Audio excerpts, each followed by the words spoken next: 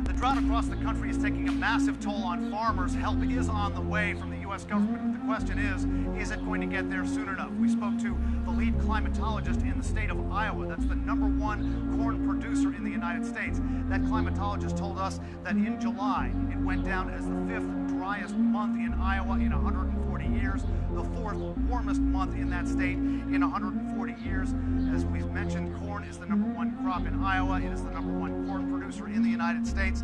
Across the U.S., 2/3 of all the livestock, 2/3 of all the crops are now being produced in areas that are experiencing at least moderate drought. How is it going to affect food prices?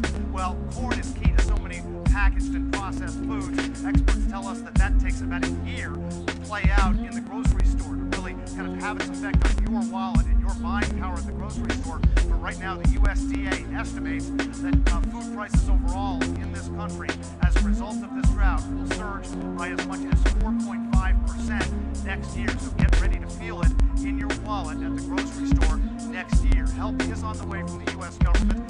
The U.S. Department of Agriculture has announced that it is providing an extra almost 4 million acres of conservation land for haying and grazing of livestock.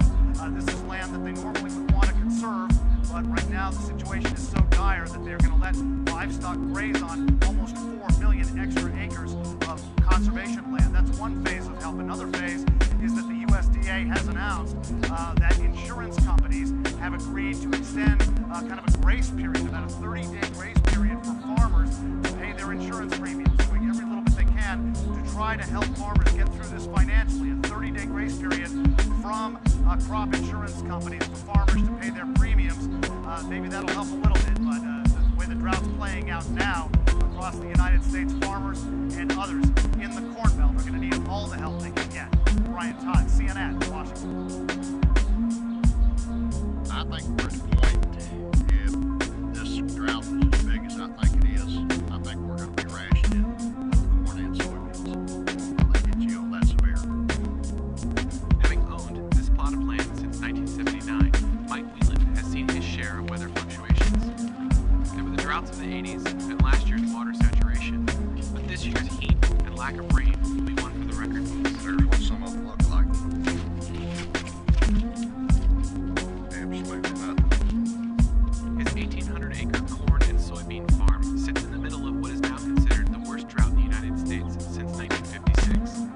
It's mind-boggling when you see the breadth of it in the prime agriculture, part of the country. It's just incredible, and it's just actually it's devastating. I've been in agriculture, I've been farming for 32 years in addition to the post I now hold, and for me, I've never seen a year this dry, this hot for this long. The latest number I heard this morning was about 80% of the corn crop in Missouri is rated poor, very poor, which compared to last year, the ratings would have been probably almost 70% good to excellent. So very few acres of corn crop in Missouri are rated at any kind of. Like here in my hometown, farmers come here real early in the morning, gather for breakfast, then head out to the field or off to work. And I'm telling you, they're all talking about this. They're talking about the corn. This is a decent ear of corn that we got outside in one of the fields. Decent, but not perfect Iowa corn. This is not a good ear of corn, and this is pretty typical of the kind of stuff that we're finding out there. I mean, this corn does not have enough moisture. It's not getting enough rain, and there's no rain in the forecast for at least the next week or so. So Soledad, what the farmers are talking about here, they're talking about how bad this year is. And I talked to a farmer this morning, Harry Venhorst, 92 years old. He's been farming full-time since he was basically a kid until he was 90 and still overseeing the family farm. And I asked him, how this year stacks up. Listen to what he said. Farming, has it changed a lot since when you started? Oh, you talk about changed a lot. I walked behind a team of horses cultivating corn. That time we cultivated corn. Now they don't even cultivate it. That time we planted about 18 or 20,000 kernels plants to the acre. Now they plant 35, 38,000 plants to the acre. That's about as bad as it was in 36. It's 36. 36 was real bad. Wow. And it was bad in 56, it was bad in 88.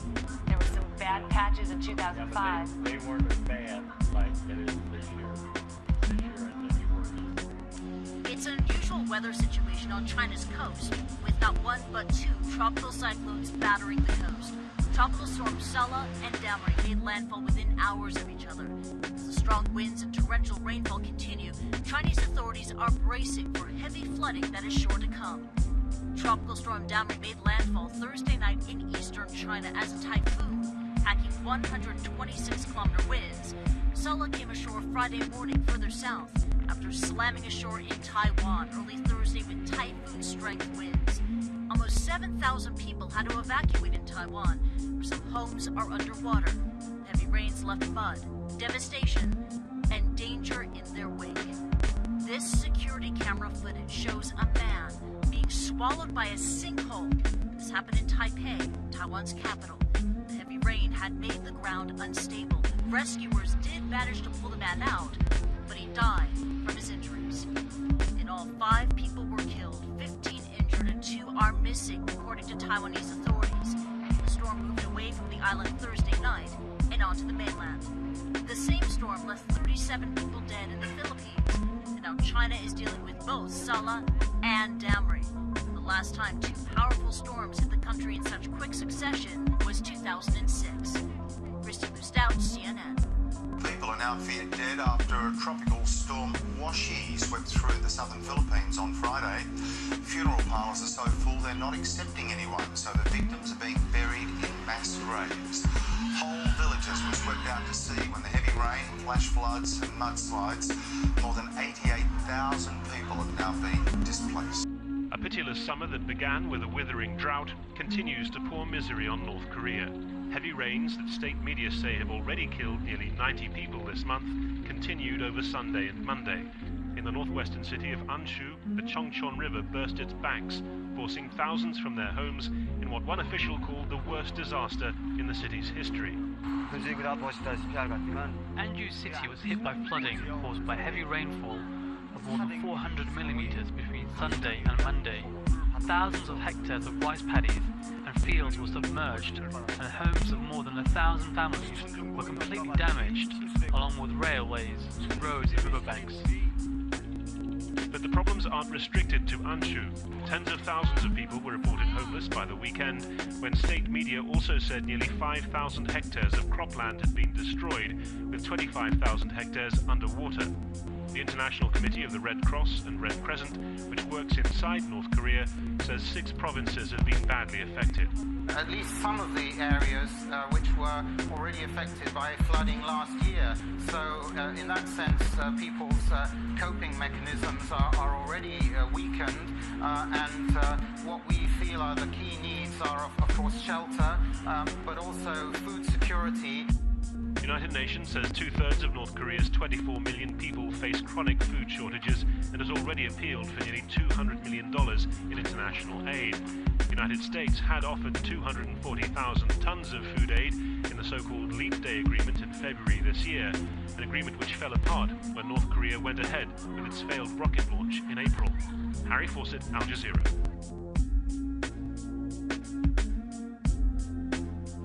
It's not just the United States that's borne the brunt of extreme weather in the past few days. On the other side of the world, in China, they've been suffering the effects of tropical storm Nanbadong, with high winds and fierce waves battering coastlines.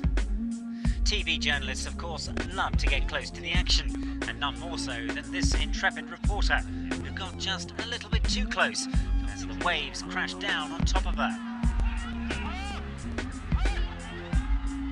Drenched and knocked sideways by the force of the water, she nonetheless managed to avoid being swept away. The tropical storm has already brought high winds and lashing rain to Taiwan and the Philippines. It's only just been downgraded from a typhoon. We're in Fangshan in southwestern Beijing. It's about an hour's drive from the city center, and this district is the worst hit by the floods. 800,000 people were affected in this area alone. There was substantial damage, as you can see, and the government says that it's already up to $1 billion. Villagers told us that cars were picked up and carried right down the road Houses were washed out, people died, and they told us that they were very angry. Many of them said that they were eager to show us their homes. This woman said, without warning, the waters came in so fast, all the way to her shoulders. Her belongings were floating in the water and are now destroyed. She said government officials visited the village but told her there was nothing they could do for her.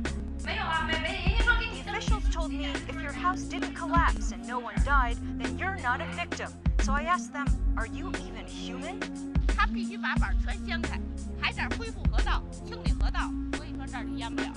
The villagers aren't only angry because of this natural disaster, but because they said this was a man-made problem as well. They said under here is a waterway, and a local government official had decided to cover it with concrete, so the water had nowhere to go. And so because of that, they say their homes are completely flooded and destroyed. The government has been broadcasting messages saying that help is on the way, people should stay calm, and that they should still believe in the Communist Party. Cleanup efforts are well underway, but it's going to take a lot more for the government to rebuild its credibility among the villagers here. With tens of billions of dollars invested to modernize this city, and a government that says that it prioritizes the people, villagers here are asking, why do they feel so neglected? Yunus Yoon, CNN, Beijing. Wrong time with deadly consequences. Surveillance cameras rolling as a man suddenly drops into a sinkhole after the road collapses. This happened in Taiwan, and sadly, the man did not survive this. Rescue workers recovered his body hours later from beneath the debris. We're told that floodwaters from a nearby river weakened the road's foundation, and this is what happened.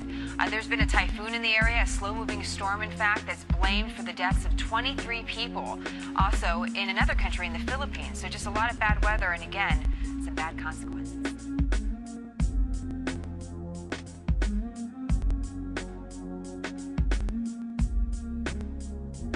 A massive power outage is not what you want to wake up to on a Monday morning, but that's what 300 million people in New Delhi are dealing with today. Grid failure left much of northern India without power in the worst blackout in more than a decade. Commuters couldn't get to work by train during the morning's rush hour, and there was havoc on the roads as stoplights failed. Officials say the power outage may have been caused by a mix of coal shortages and other problems.